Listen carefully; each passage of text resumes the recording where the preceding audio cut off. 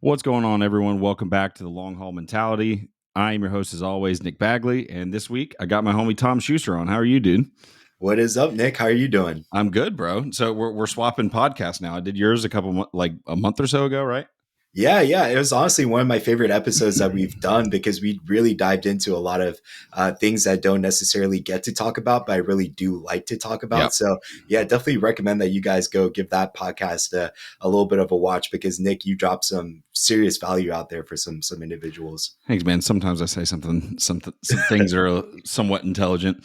It's not a complete meathead over here, but how long have you been doing your podcast? I feel like we both kind of like started to push our podcast around the same time.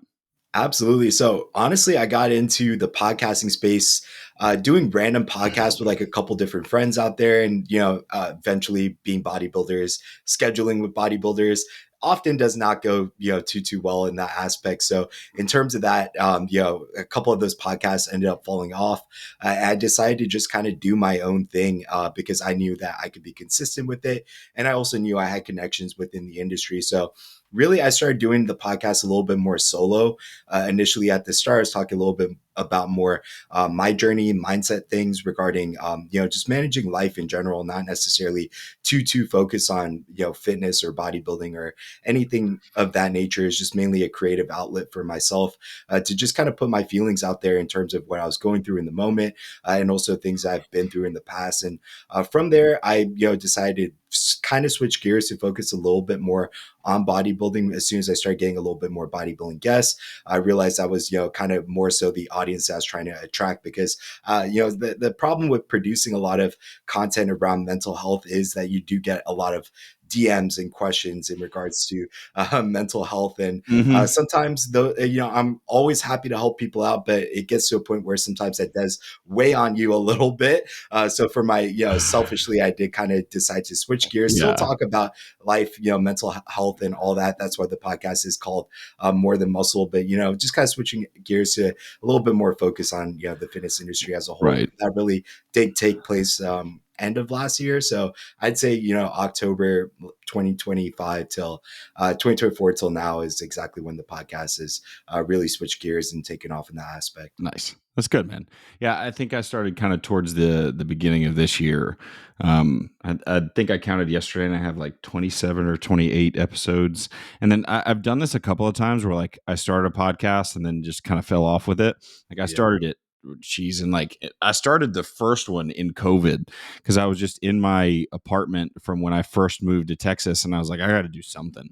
And so it was like, I think it was right after COVID ended. I was like, I need to find some type of outlet because I felt like a lazy piece of shit from not doing a lot. Like, I really let myself go over COVID with no gyms available. Like, didn't really like, I was like not going to the gym. So you slowly start delving into more cheat meals and stuff. But Yeah.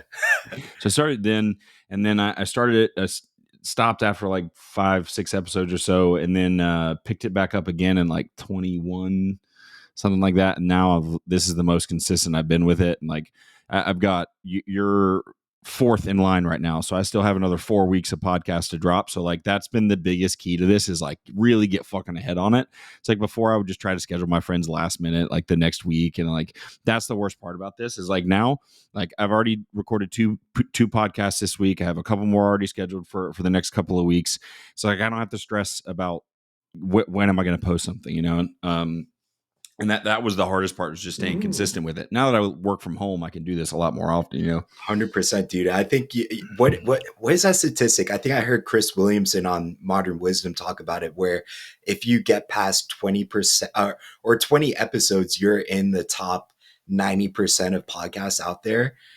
In regards to consistency and just being on the ball with things, so I it had no really idea. doesn't take a lot to be at the top because I do believe a lot of people, like you mentioned, do kind of lack that consistency. But I could say as soon, and probably you'd agree, as soon as you kind of get into the groove of things, it's something you no longer kind of dread doing, but something you kind of look forward to doing Yeah, in a certain sense. So, you I just love kind of got these. to break past that consistency barrier. As soon as you get past it and kind of streamline the process and get things easy in terms of editing and flipping out videos and things of that nature, it becomes way more of an enjoyable process, in my Right. opinion.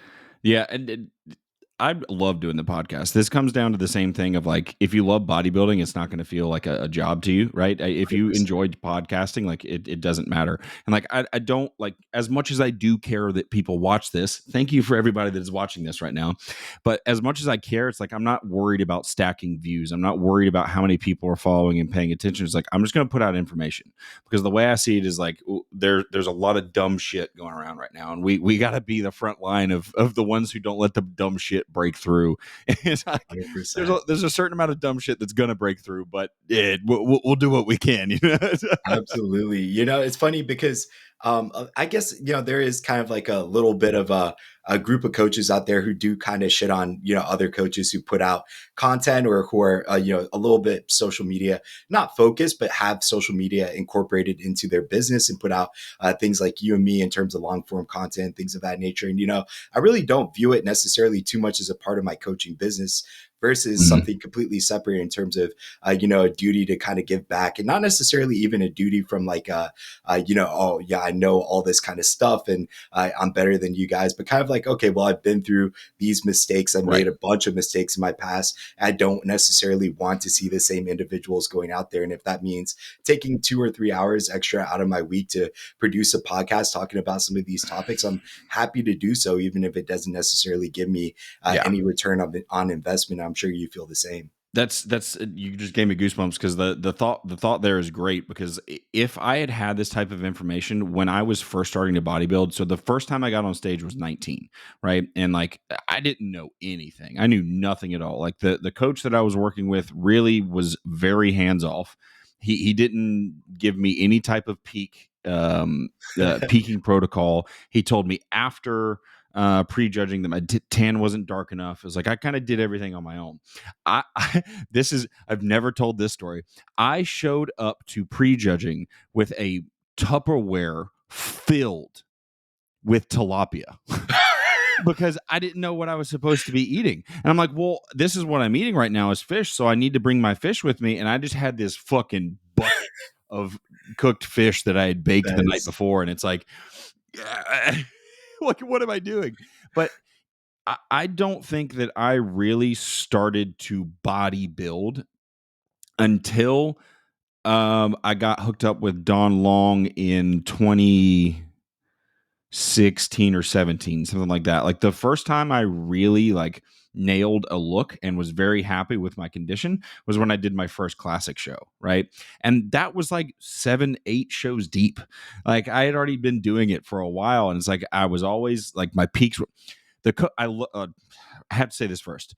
I loved my first coach. My first coach, he is like family. Like, he really became very close with my mom and dad because I was with him for a long time. Love him to death. Still talk to him to this day. But some of the things that we did were really stupid. Like, I remember specifically one show, he had me go and get a pizza on like, I think it was either Wednesday, Thursday, or it was Thursday, Friday before a show, and to fill me out. Right. And it's like, just looking at that is like, all right, that this was a bad decision. He's like, we yeah. were lean. We didn't need to do that, So if I had that information, is the whole point of this story. When I was going through that phase, I would have been a lot better bodybuilder than I was. Right. Not saying I would have been a pro or anything at this point, but I might have won some shows by the time I decided to step away. Absolutely. I think one of the best things about, having this type of content available is it gives people a different perspective, and also being able to ask, the people who are helping you along the journey the right questions as well. Because I think that's something that really does get misconstrued, especially when I do see a lot of new competitors coming in who don't necessarily have a background of watching bodybuilding or, just not fans of the sport. They just kind of see C-Bum on Instagram. I'm sure you get a lot of people very, very much similar to It's that. Sam Sulek these days, Yeah, man. exactly. Sam Sulek, C-Bum, any of the Bumstead's top. old news now. Yeah, exactly. I think the tides are turning a little bit in that aspect. But for that, a bunch of those individuals come in and they may have a very skewed perception of what the sport may be and a perspective of exactly what goes into the sport. Just kind of viewing certain videos online of people, doing certain things, and they just, even with the information we have available, I still get the craziest things that come through my door. Oh, 100%. I have a 17-year-old the other day come to my door telling me he was on tren only as his first Jesus. cycle. And with the amount Oh of my God. information out there on TikTok, on Instagram, and all of that, you would think that some of those things would kind of get overturned, but it's still things we still do see as coaches when Yes. people are 100% transparent to us. So for that, like you said, having this information available allows you to at least have a proper perspective and ask the right questions along the way. And I think that's something that a lot of people miss along the journey. Yeah, I agree, man. And through you just mentioning that now about the 17-year-old, my brain kind of shifts to another topic than what we originally spoke to, because I think this is something to really touch on here too, is like a really big trend in the fitness industry right now. And I'm not sure if you see this. It's like, I typically will look at who has followed me, right? Because like, I'll see like, all right, is this somebody who could potentially be a client, or is this someone I know, that kind of thing. So I'll check out their page. And the trend that I've been seeing is like, everyone wants to put their date of birth and everyone wants to put how old they are over a video of them posing or whatever. Everyone. Like well, not everyone. Anyone under, like, if it's like close to 20, if you're under 20 or just like a little bit over, people are like, look, I'm young and I'm jacked. It's that little And white text, 26-year right, old. right, right, right. And look, that's great. I have no problems with that. But the problem is that like a lot of those people have misguided information. And one of my clients got posted yesterday on Bodybuilders Without Borders, and he's 19. The kid is phenomenal. He's 261 pounds. He's 13 and a half weeks out, and is like, I could get him on stage in 6 weeks. So the Bodybuilders Without Borders posted it, and somebody commented, oh, I'm not supporting anyone under the age of 25 anymore. This is getting out of hand. And I understand that. I get that feeling. And I think in the broad scheme, you're 100% correct, especially if these people are guiding themselves or have improper guidance from someone who doesn't know what they're doing. But my thing with it is, I know what he was doing before he came to me. He had already made that decision. If he had come to me and asked me about that decision before he made it, my advice would have been completely different. He's already made that decision. I can't change it. So what I need to do is guide him in the right direction to make sure that he gets beyond 20. Like he gets to keep doing this for a long period of time, right? And like there's always examples of like Jay Cutler being 19 and being an absolute freak. We've always had these. We've always had these anomalies. Bodybuilding has just become a much more broad sport. Yeah. So I haven't asked a question there yet, but my question for you is, what do you think about a lot of these younger guys coming into the sport who are like exploding, getting all this fame really quickly? Man, I think it's a double-edged sword, really, because like you mentioned, we're always going to have those genetic freaks who have that predisposition to take things really far within the sport, and to say to, some of those individuals, hey, you should hold yourself back. I don't necessarily think is, the right message to send, because I do believe that kind of does limit the talent and potential and perhaps even the career of somebody out there. But the fact of the matter is, the individuals who that applies to is like a very, very small subset of people who can actually take the sport to that level, to where you're making money being a bodybuilder with nothing on the side, really, just purely off sponsorships and things of that nature. Yep. When it comes down to the fact of people gaining a lot of fame very quickly, I do believe, sometimes that can get to a lot of people's head, especially when, we talk about, the prefrontal cortex not even being developed until 25. And a lot of these influencers are 19 years old, and we see some of the things that they're doing. I'm not necessarily sure if you're exactly talking about people who are bodybuilders or influencers, but I'm going to kind of scope them both into sort of the same category right here. But see some of the things they're doing online and some of the things they're preaching to the younger generation, it's very reckless in my opinion. Not to name names or throw anybody under the bus, but there's this guy Togi out there who's like a humongous TikToker. I only became privy to him in regards to him from one of my clients sending him a couple of his videos talking about doing super draw cycles and things of that nature. It's just completely the epitome of what you would think TikTok PED advice would be. Yep. Out there. So I do believe the downside of a lot of these people getting a lot of the fame is the fact that they did blow up. They may have superior genetics. They may not have necessarily done all the proper things to get in that position. And now they're teaching, younger individuals who may not necessarily have the same genetics to do the exact same thing. And those individuals are the people who come to you and I who may have, issues down the line because of this, some of the things they're doing in their teenage years. And yeah, you are a teenager, and sure, there are definitely worse things out there. I mean, I was, I've been through it all in terms of the dumb shit I've done as a teenager. So do you think, steroids is one of those things, compared to some of the other things that some individuals could be doing? Sure, perhaps not as bad, but at the end of the day, the message that we really should be putting out as a bodybuilding community, I do believe we should have some responsibility behind that. And I do Yes. believe, no matter how old you are, you should adopt some of that responsibility, especially if you do have a large following. Yep. Yeah, and it's such a double-edged sword, right? Because it's like we'll take my client Sam that I was talking about there that's 19 at 261 pounds. It's like it's hard for me to sit here and tell you like don't do this, right? Because like the kid loves this. Like he is putting absolutely everything into it. Like one of the things that really stood out to me, we've only been working together for a very short period of time. He hired me like to prep for this show specifically. The thing that stood out to me is like the few times that we've been able to see each other in person, because he goes to my gym, he is militantly paying attention to what I'm saying, even to the point of pulling out a notepad and like writing down things, right? And like as soon as I tell him, hey, try this, he is implementing it 100%. So like you can't tell me that he's not nailing all those boxes. He just had some bad information on what he thought he would needed to do because he didn't want to leave any stones unturned. And I understand that because like look, being at that age and especially now with all these people openly talking about PEDs, I know how I was at 19, 20, 21, right? Of like it wasn't this easy to find that type of, you could find it, but understanding whether it was good information or not was probably even more difficult because most of it was like on forums, right? So you didn't have people openly talking about these things on YouTube and Instagram and so on and so forth.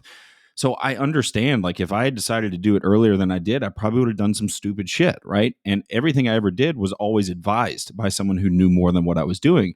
So, like, you give an 18, 19-year-old just like reign of whatever it is they're doing, they're like, all right, cool. Well, this amount worked great, so more must be better, right? And then that more just keeps compounding on each other, and then you end up with all these issues where it's like, well, why do I feel anxious all the time? Why do I feel inflamed and annoyed all the time? It's like, well, yeah, because you've taken too much, right? So I fully understand that. Like, do I think that every 19-year-old should start a cycle? Not at all. I don't think any 19-year-old should start a cycle. But if you have somebody come to you that already is like nailing those boxes and doing what they needed to do, and they're like, look, I want to go all in on this, I would much, much rather be the one that's being the, what's the words I'm looking for? I would rather be the voice of reason, Yeah, right? Rather than him go off and do it on his own, right? Like, because he's still going to do it. Me being 32 years old, I can have all the wisdom in the world and tell you the experiences that I went through at 19. As soon as I walk away from you, you're gonna be like, that old guy doesn't know shit, right? Because that's what I would do at 19, right? exactly. Exactly. So it's like, I would much rather go, cool. Do I think this was the right call? Probably not, but let's push you in the right direction where you're going to be able to do this for a long period of time. Like that has always been my goal. And it's why my business is called Long Haul Fitness. I want to teach people how to do this for the long haul, right? And like that goes for a 19-year-old who's looking to get on the Olympia stage at some point, right? Like that is the reality of this. And we need to be realistic and understand the context of that situation in order to push it forward. Absolutely, and I think that the context really does get missing there in a lot of those situations because, like you just said, if somebody already came to you making that decision, you're not going to be the guy who's going to convince him, to go a different direction. Because people at 19, I remember, you remember probably how you felt at 19. You had dreams, you had goals, you had aspirations, and to just kind of put those things aside because somebody's telling you, hey, you're making a mistake, even though what you're seeing in the mirror may be reflecting something completely different in terms of, hey, this is not a mistake. You're going to look at what's going on in the mirror versus what some old guys, really telling you. You're going to Right. get that social media feedback, and you're going to listen to Right. that in terms of all the people commenting on your posts and telling you how you're blowing up and how you're doing a great job. So really, it comes down to that old school mentality of, abstinence way back in the 1920s. That never fucking worked with alcohol. I never the war on drugs never really worked, guys. So if we're gonna think, let's learn a little bit from history right here in terms of how we're going to be managing these things going forward, because telling people just simply stay away from things really isn't the answer. It's all right, well, we know you're going to do it. How about you do this the right way? Right. Just like you mentioned. So I 100% agree with that. Right, because I mean the bulk of my competing was in my from 19 to 24, right? Like, I mean, I think I was 23 or 24 when I did that first classic show where I said I really put it together. And then I competed 2 more times from then forward. Right. And one of the variables that is perfect here is like from in that time span of like 19 to 24, where I was competing like every year. If somebody came along and was like, hey man, you're going to have a kid at 26 years old, maybe you should like pull some of this back and not do these things, I'd have been like, dude, you're an idiot. I'm not going to have a kid at 26. Well, here I am. Like I had a child at 26, and I can't predict that for anybody. I can't tell them that that's what's going to happen. But it's a matter of like, all right, cool, you've made this decision. Let me make sure that I just push you in the right direction, right? And I think at the same time that we need to discuss like the younger age kids, like we also need to discuss the masters division as well, right? Because there's a lot of guys who are in their late 30s, 40s, 50s who couldn't really compete when they were our age, or didn't get to compete in our age, or didn't care about it at our age, who want to do it now, who have a lot of old school thoughts and have a lot of old school mentality about what they're supposed to do with training and nutrition and drugs and so on and so forth. And that's a whole nother ballpark there. And like I've worked with a lot of young guys. I've worked with a lot of masters athletes, and it's always like a, hey, let's make sure we're doing this correctly, because like at 19 you can ruin your life going forward, at 50 you can ruin your life going forward, right? Because like you're probably already dealing with some things that aren't so great about your health at 40, 50, 60. Like there's things are starting to shift that direction, and we can accelerate that aggressively if we're stupid, right? So do you work with masters competitors? Is it some kind of similar you see? So honestly, I haven't worked with any masters competitors in particular, but I have worked with people who had bodybuilded, if that's a word, Body built. in the bodybuild in the past. Yeah, who've done bodybuilding in the past and who have, kind of still kind of graduated towards carrying over some of their thought processes into their late 40s, maybe even early 50s in regards to, compound use and things of that nature, that I do relate in terms of that aspect of having.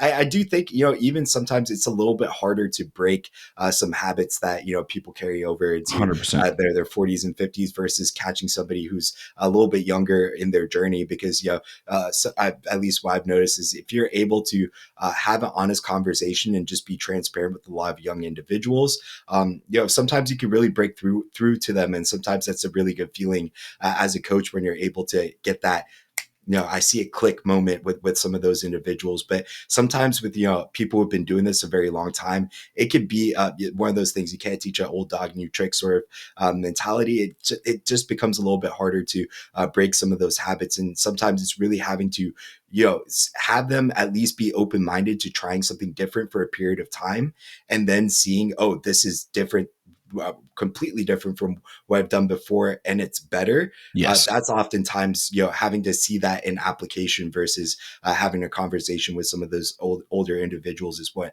I find to, be with that clicking point versus Yeah. just a conversation with some of those younger individuals. Exactly. And I don't know which conversation is more difficult, is like convincing a 19-year-old that you don't need to do all this, or convincing a 40 or 50-year-old who's already been doing this stuff for decades, kind of the quote unquote wrong way. Right. Yeah. And a great example of this is my client, Zach Rose. He's 42, 43, somewhere in that ballpark. And he was a 5% guy back in the day. He was with Oh, Rich Piana, and like he did Rich Piana stuff. right? And that's it. That's as far as I'll go with that. I think everybody else can kind of surmise that. And so when he came to me, he expressed those things to me and told me that stuff. And the very first thing that I told him was like, look, we're going to do things a lot differently, but I need you to just listen and understand. And I promise you, I will back it up. And it's one of those things that I told my other client, Zach Leeson in the UK, like, it would be one of those things that, like, if I told you to do something completely different than what you were doing and it wasn't producing results, it'd be a hell of a lot harder to buy into what I'm telling you to do. But because I make these shifts and we see this response and then I talk you through what that means, I'm backing up what it is that I'm telling you that I'm doing with proof, right? Like, I'm not just telling you like, oh, you're gonna ruin X, Y, and Z because you do this, and then there's no changes, like nothing changes, you know.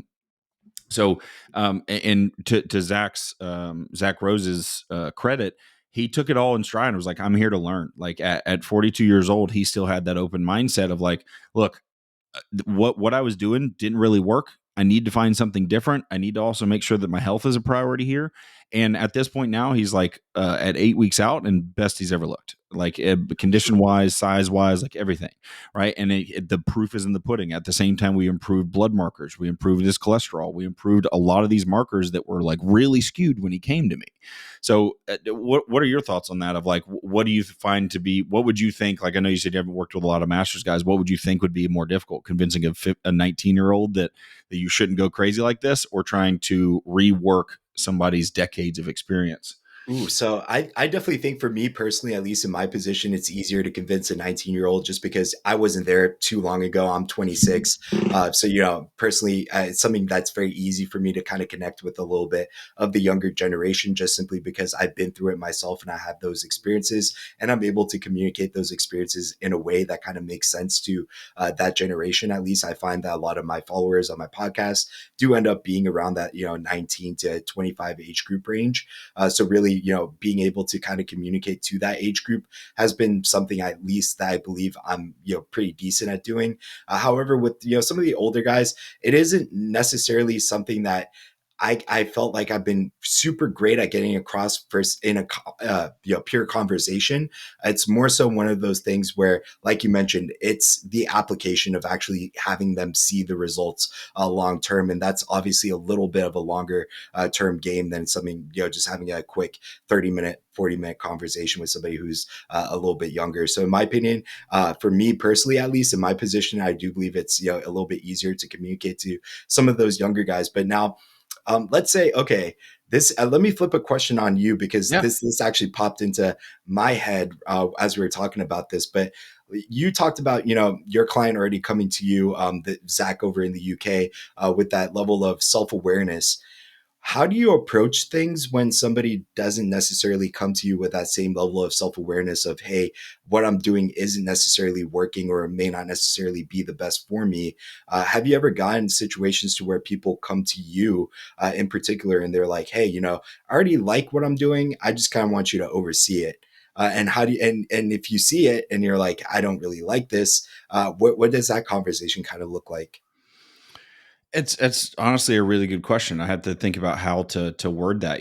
When Zach came to me, Zach Leeson, he's about to turn 35, so he's been doing this for a while. He's a super heavy in the UK. He's worked with a bunch of big name coaches. He's done a lot of things, and like he's worked with people who, like, he brought information to them and goes, this is what works well for me, and then they were like, oh, that doesn't work, you're gonna do this over here, and then it goes the wrong direction.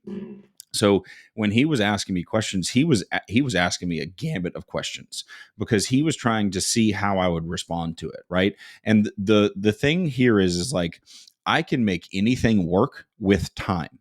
Right. If you give me the right amount of time and data, I will figure out how to make this work. And case in point is this: when Zach came to me, one of the things he told me is like, look, I have to eat a lot. But if I push carbs really aggressively, I just end up in a worse position and my body does not react to it. So he's like, I push fats pretty hard. Like I use a lot of fats. When he started with me, he was eating 220 grams of fat a day. That's a lot of fats, Yeah. right? And one of the things that wanted to make sure was clear was like when we go to do things like peaking or dieting or pushing him up in body weight, that I wasn't going to go, well, that's not going to work. You have to do it my way. Right. So it was a matter of like, look, let's apply this and let me see how your body responds. Right. As your body responds, now I'm going to adapt. I'm going to change it and tweak things the way I need to in order to see what I want. So I just, the easiest way for me to approach a client that's in that position is to meet them where they're at, right? Because I would rather meet you where you are because you already have a pattern built around this. And then over time, I'm going to make those subtle changes towards what I want. And then we'll find a happy medium between the two of the things that I know works and the things that you know works for your body.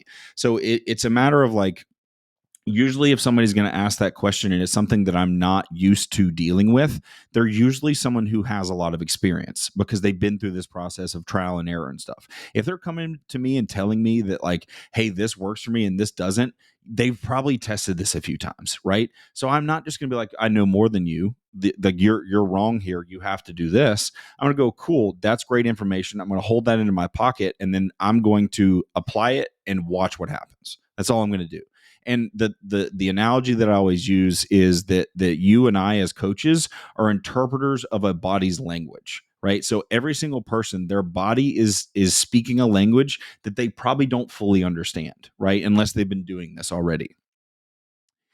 And in that circumstance, their body's going to tell me something, and I'm going to tell them back what's happening. Okay, your body told me this. Your body lost this amount of fat. Your body lost this amount of weight. You got this type of response in the gym. You responded this way to cardio. Like, I'm going to go through all that stuff and interpret it back to go, this is what it means. And then this is what it means that we need to do to move forward. Right. And we just, you just have to refine that thing. It's like, instead of taking someone and going, cool, well, obviously what worked in the past didn't work for you, so you have to do it my way. I'm going to go, cool, this is really good information. You know your body well, so let me shift this in a pattern in order to get the response that we need, not just stroke my own ego because I'm the smartest thing ever and I know what works for you. You know what I'm saying? Absolutely, 100%. I'm so glad you went that direction because that's exactly where I was going with that. Is no matter what client comes through your door, no matter what situation it is, it's almost kind of, a similar process in the way that I like to think about things in terms of meeting a client where they're at and not overhauling their entire, program, but sort Right. of making the right shifts in terms of where I see are the low hanging fruit in terms of what they're willing to change straight off the bat and get them results, as fast as possible straight off the bat in terms of those aspects. I think a lot of times where I do see a lot of coaches go wrong in terms of where a lot of clients do come to me with certain feedback is they tell a coach straight off the bat, hey, I've tried this before in the past, it hasn't necessarily worked too well for me. And then the coach goes, all right, I'm just going to completely 100% ignore that. This is my method of doing things. Right. Take it or leave it, like it or not. You're not going to work with me if you don't like doing this certain thing. I've even heard one of the top Olympian coaches on a podcast this past week say that exact thing. If you don't want to do this, don't work with me. And cool, you're in a position to where hey, you can make that sort of call. And sure, I do have my boundaries within my own coaching business to where I would not do certain things with certain individuals. Absolutely, 100%. But to say anybody who comes through your door has to do things a certain way or they're just going to be left, in my opinion, that's not what a coach is. A coach is really a problem solver, in my opinion, and that's why I really love to tell. I do have a couple mentees under me who are a little bit younger coaches, just trying to get started up in the industry. And I always try to tell them, hey, eliminate the word coach from your mind. You're really a problem solver. That's the definition of your job. When people come through your door as problems, it's a part of your job to help them solve those problems. And sometimes those problems are going to be a little bit more complex, and some of them are going to be deep rooted issues in a person's Yeah. psychology as well, in regards to some of the habits they may have formed over time. And part of that Yeah. is having to problem solve and break some of those things initially. So I really liked what you said about meeting a client where they're at, because I do believe that's where Yeah. really all good coaches kind of do start with the client. Yeah. And it was a great question, man. That was really good. And it comes down to like, the day and age that we're in coaching is everybody has a protocol, right? Yeah. Here's what we do when this happens. Here's what we do when this happens. And those are all great. I love them. That we need those protocols because in a lot of situations they are going to work. But if someone comes to you and you just immediately have a blanket protocol to give to them, and now you start to get a reaction that's wrong, you're not going to know what to do, right? It's like, well, this situation, I plug in this. And it's like, no, no, no, that's not how this works. Like, you have to have a plethora of things you can pull from in order to get the response from a variety of different individuals, right? And like I say this on a regular basis, I've worked with people who have no muscle at all, who have never lifted a day before in their life before they came to me, and I've worked with Olympians. Like the thing is like there is a different response across all of them. Like every single one of them is different, but every single one of them also has context that could maybe help the other individual up or down that scale. So it's like I can't just go, well, you're at this size with this amount of muscle and this amount of body fat, so this is what we do.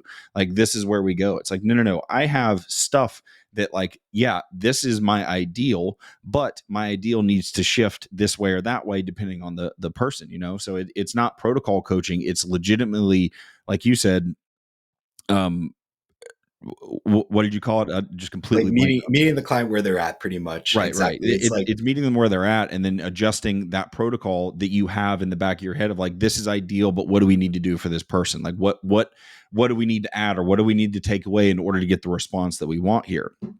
absolutely. It's such an important thing, and I think that is honestly the real testament to like who I think are good coaches and who aren't. Right? It's like there's a lot of coaches that are out there that have turned a bunch of people pro, but at the same time, they've got a bunch of people that they completely did dirty because they didn't fit into their protocols, right? And that coach didn't adapt to it. And I've seen it a million times because I've picked up those clients who Oh didn't work man. well with their protocols, right? It's the reality of it, you know? It is rampant in the bikini space of Oh my God. protocol coaching.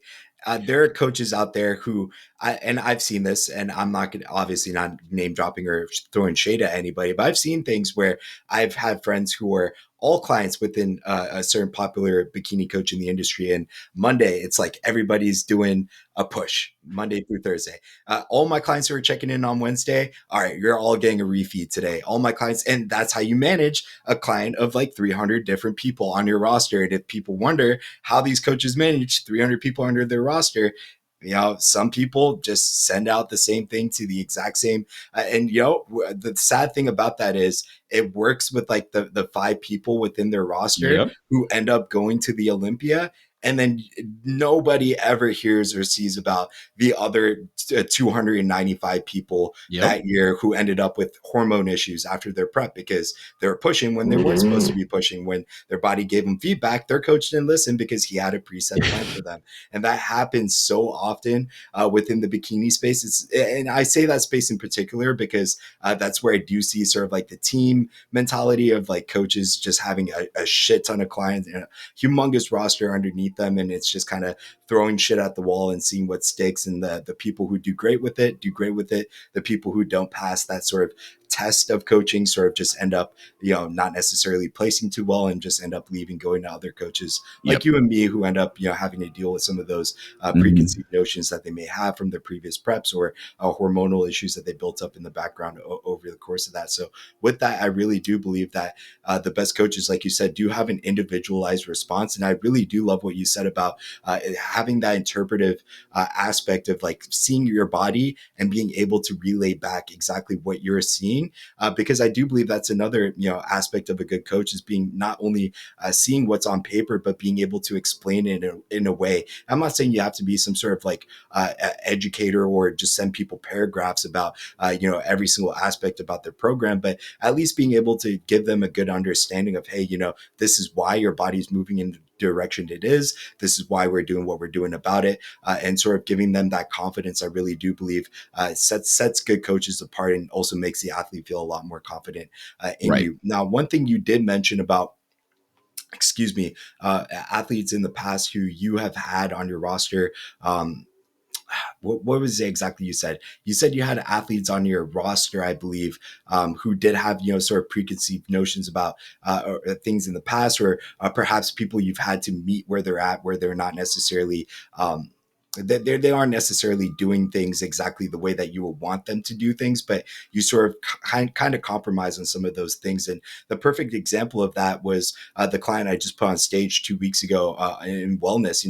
Straight off the bat, when she came to me, she straight up told me, I'm a vegan. I don't want to eat meat at all whatsoever. And she had, very strict things in regards to what she was willing to push on the performance enhancement side of things. So really, with that, it's also a conversation as a coach of being honest with that individual. Is like, hey, okay, I get that, but also at the same time, you have to understand how that kind of limits you Yep. in your current goals. And you may never be an Olympian because of these decisions that you're making. However, I'm perfectly fine working with you if you understand the context of that Yep. going into this process. I think just having that full on honesty as a coach straight off the bat, as well as meeting a client where they're at, is also another good sign of, hey, you're probably in the right position and in good hands. Because I don't believe, a coach should ever force somebody into doing something that they're not comfortable doing, or maybe perhaps against their morals or values or things of that nature. And as a client as well, if you should also have understanding about your own values, your own morals, and your own boundaries going into a process as well, and your why. Yeah. I think that's a humongous thing, because hey, if you're doing this to be a wellness Olympian, and you're going into it with a bunch of different restrictions that go against the values that you said are your priority, which is being a wellness Olympian, then you have to come back to the board and reevaluate your values. And I think that's a very confusing thing a lot of times when clients do come to me, is I like to get all of that shit, straight out of the bat, so we don't have 100%. communication processes, communication issues going, further along into the Right. process. However, I do believe just having that honesty straight off the bat is something that's really missing within the coaching space, because a lot of people are just trying to make a quick buck as well. Yep. And there's two things that I want to touch on there in the things that you said. First off is like creating athlete buy-in, and then two is screening, right? Like those are the two things that kind of jumped out to me, and what you were talking about there is like, first off, once I have somebody on the team, I need to make sure that they're bought into what it is that I'm going to do, especially if it's something that I'm telling them that is completely counterintuitive to what they've done in the past. Like if they've never seen this before, they've never done it before, they need to understand why. They need to get why I'm having them do X, Y, Z. Right. So I think that's one of the big things that like people just getting into this, like myself, I didn't fully understand, is like it would be like, all right, you signed up, you filled out your questionnaire, here's your program, check in with me next week, right? Like, and that would be what it is. And I think as I developed as a coach, one of the ways that I've been able to retain people better is making sure that like when I give them their program, and then when they send check-ins, it's not just a message of like, here you go, this is what we're changing. It's a video response and breaking down every single thing I can. It doesn't need to be down to the molecular level that some people will do, of like, let me walk you through every reaction with your compounds and how this is going to work. But like, look, this is why we're going to do this. This is what we're going to do. And this is how it's going to proceed for the next week. Right. So that they're bought into that at every time, because the buy-in is what's ultimately going to get us results.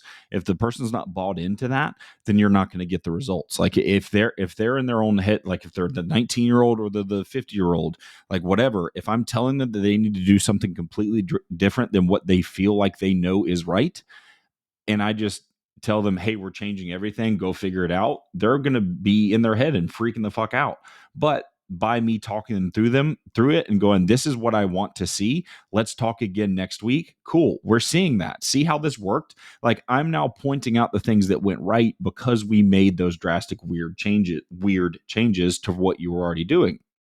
So that's the first and foremost, is like creating buy-in for these individuals so that they understand that like I'm not just changing stuff because I think that I'm smarter than what you've been doing, but there's a reason behind it, and I will back up that reason and always have an explanation for why I did what I did. And then the second is like, it's something that me and Taylor talked about yesterday, is like, I'm not sure how you run your coaching and applications and stuff, but whenever somebody fills out an application, there's a Calendly link that's set up too. Like you need to come have a conversation with me. If you want to apply, this is going to be more than just a DM in my DMs going, hey, how much do you charge? Yeah. Right. And that video call is not an opportunity for me to sell you. if anything, that call is an opportunity for me to figure out a way to tell you I don't want to work with you. Yeah. That's how I see that. Not like, let me sell this person to see how much money I can make, right? Because if you come to me with preconceived notions and go, well, I've run thousands of grams of gear and stuff, and like, this is what I think works, and I tell you, no, this isn't going to work, and here's why, and here's my explanation to it, and like, let's give it a whirl, and you're not willing to budge, cool, man, you need to find somebody else. You'll find somebody else who would do that for you, I promise, but it's not going to be me.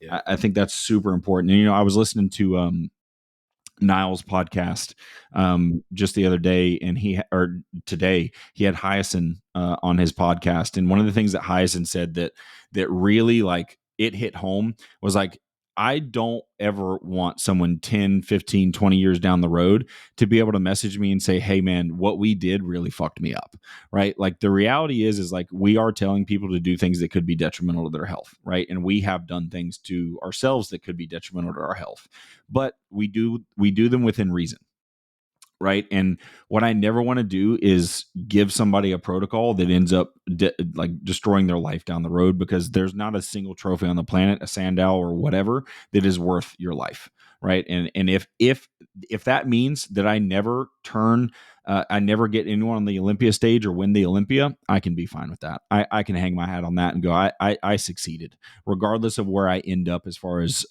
my athletes put on stage. If my athletes walk away from this unscathed as possible and still live a long, healthy life after this, I won. That's how I feel about it. I would never want to be able to, like, I couldn't go to my deathbed knowing that I had X number, even one person come to me and say, hey, you did something that ruined my life.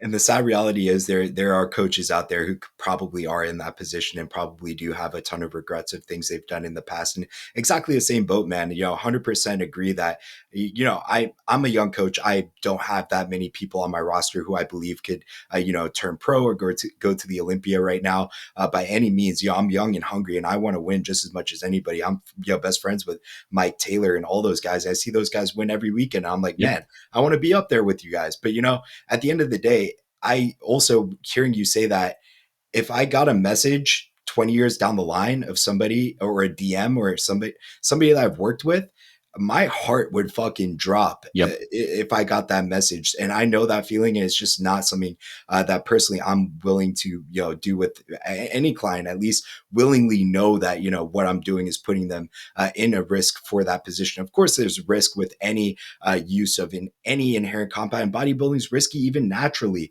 to a certain degree. I mean, we've seen people never have their hormones or thyroid be the same after a natural bodybuilding prep. And it doesn't have to be something you do for a very long time. So regardless, this sport is definitely a risky space.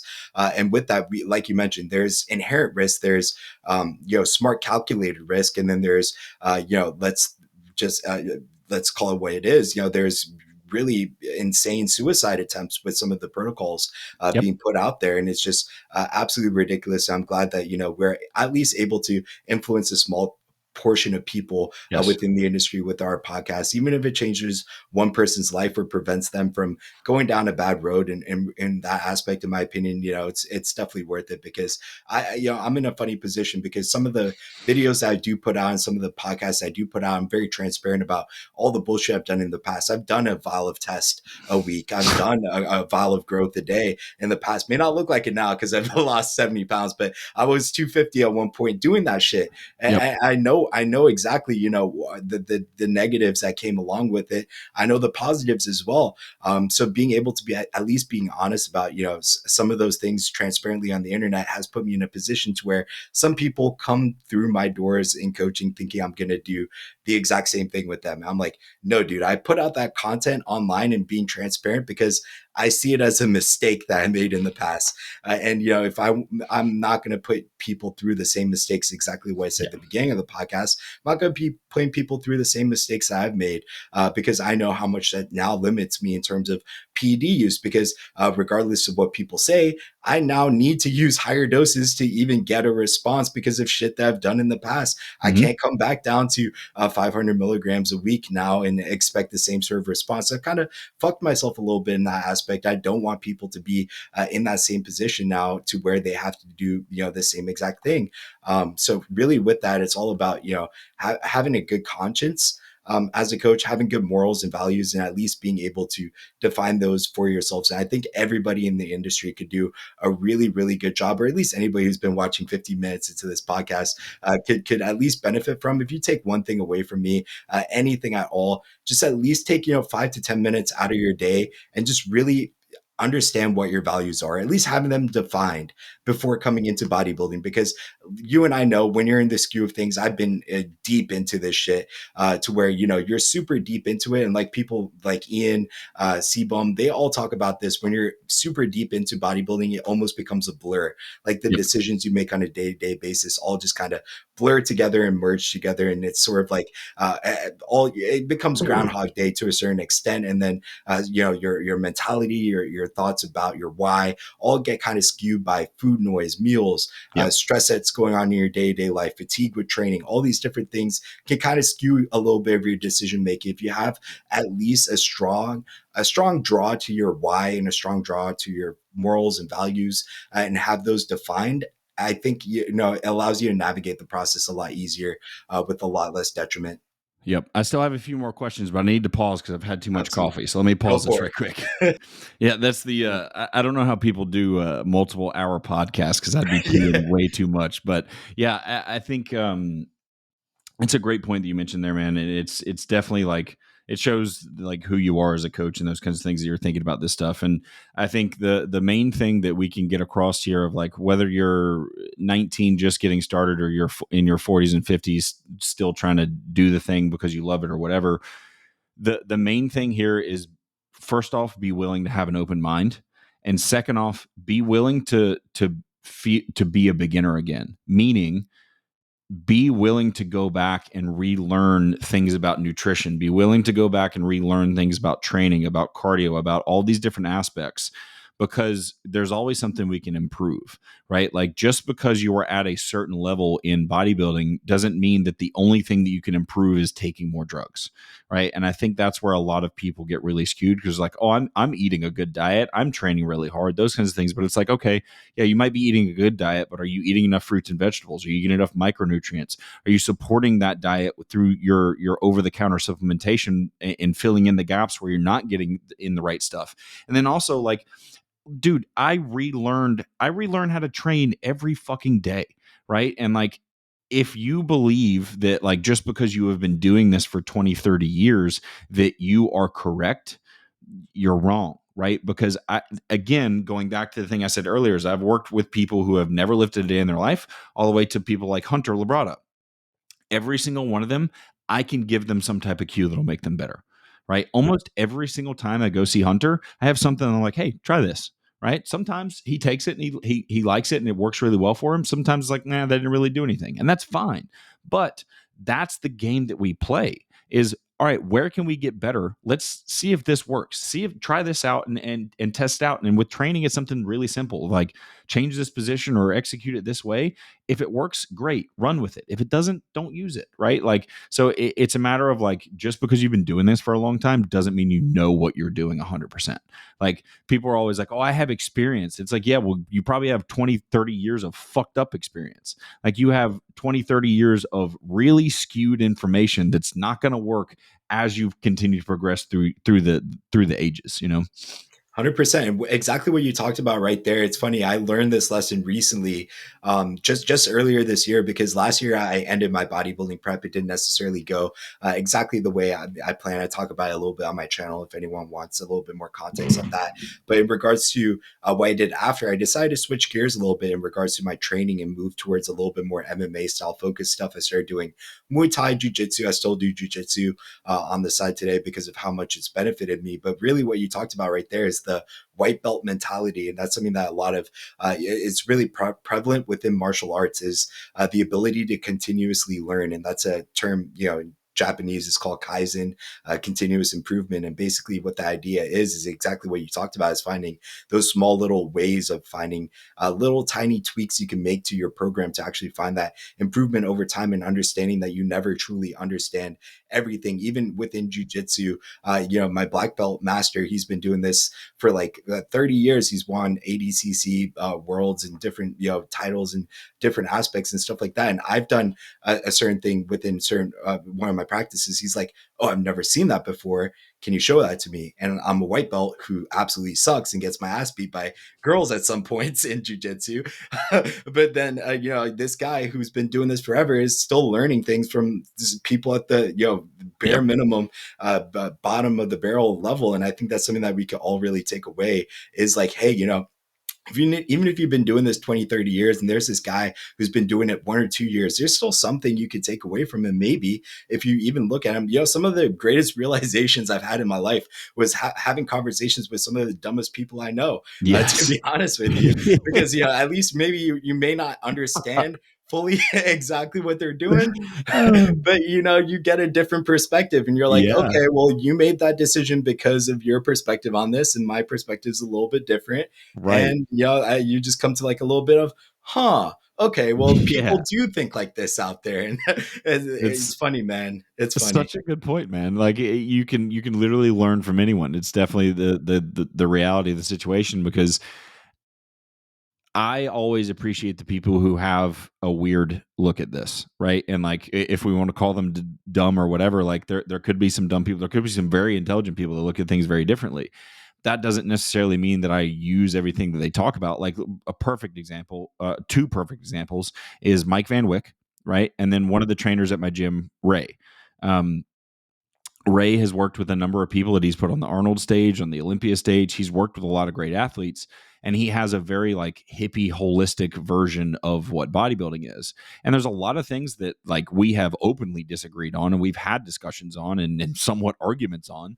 But at the same time, there's also nuggets of information that he is providing that are really good. And then Mike Van Wyck on the training side of things is like, the way he looks at training is completely different than anyone else. And because I was so curious, I flew to fucking Canada to find out, versus just like watching his YouTubes and going, yeah, that's cool information. I'll maybe try something and then apply it really bad because he does things way different. It's like, let me go get the dude himself to work on me. Let me pay the money and get this experience. And that's exactly what I did. And there's things that I took away from that where it's like, okay, I can implement this here, but not use this over here. It's like, if you are only listening to people who agree with you, you're going to end up in a position where like you think you know everything, which is not the case. So it's like, seek out those people who have a different perspective on things, whether they know everything or not, because there's probably something in something that they have analyzed that could potentially be a clue to help you with this person 5 years down the road, right? Like it might not help you right now, but maybe there's somebody down the road that could help from this, but we can start to kind of wrap that up there. We're rolling up on the hour now. I don't like to ever go longer than that, but um, where can people find you? Where can they apply for your coaching if they're interested?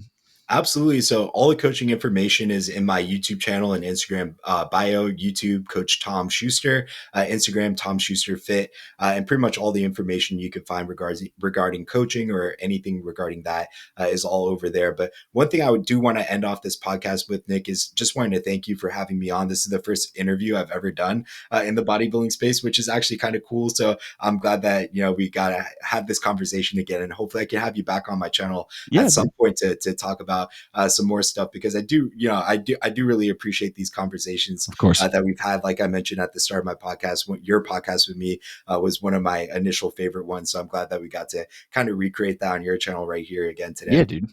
Yeah, I appreciate you coming on. It's always interesting when you're the one interviewing, and now all of a sudden you're on the other side of it. It's like I Absolutely. the thing that I've told people a number of times is like I said at the beginning of this podcast, is like, even if nobody listened to this, like I just enjoy the experience of being able to sit down with people who I'm friends with, like who I'm Exactly. actually in person friends with, but then people who like I just know from online. Like we've never met in person, right? But like we've talked a number of different times on social media, and like I like what you're doing. I respect what you're doing. So this is an opportunity for you and I to sit down for an hour and me to get to know you a little bit better. Because the thing that I've come to realize is like I've had a lot of my friends on this podcast, and I learn things about them all the time.